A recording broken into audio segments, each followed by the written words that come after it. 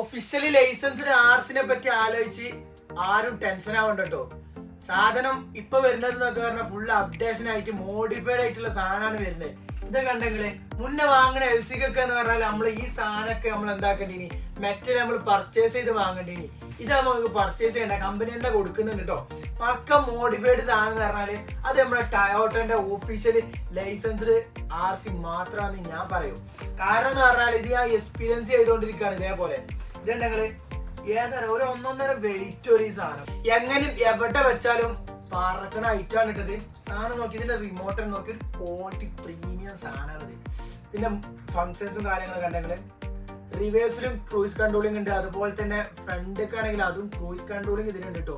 First gear ഉണ്ട്, second gear ഉണ്ട്. Second gear എന്ന് പറഞ്ഞാൽ ഹൈ പവർ സാധനം. നിങ്ങൾക്ക് ഇനി മലകളൊന്നും കേറിയിട്ടില്ല എന്നെങ്കിലും സെക്കൻഡ് ഗിയർ ഇട്ട് കഴിഞ്ഞാൽ സാധനം അത് ചീറി കേറിക്കോളും. ഇതുണ്ടെങ്കിൽ ഇതിങ്ങനെ സാധനം ചാടി ചാടി കേറിപ്പോവും. സീന് എന്ന് പറഞ്ഞാൽ വൺ സീന് സാധനമാണ് ഇത്. ഇതുണ്ടെങ്കിൽ എവിടെയും വെച്ചാൽ കേറി പോകും. ഈ ഒരു ടയോട്ടന്റെ ഡീറ്റെയിലിംഗ് എന്ന് പറഞ്ഞാൽ അത്രയും പെർഫെക്റ്റ് സാധനമാണ് കേട്ടോ. ഇതുണ്ടെങ്കിൽ 4x4 ആയതുകൊണ്ട് തന്നെ നമുക്ക് എവിടെ വെച്ചാലും സാധനം കിട്ടില്ല സാധനമാണ്.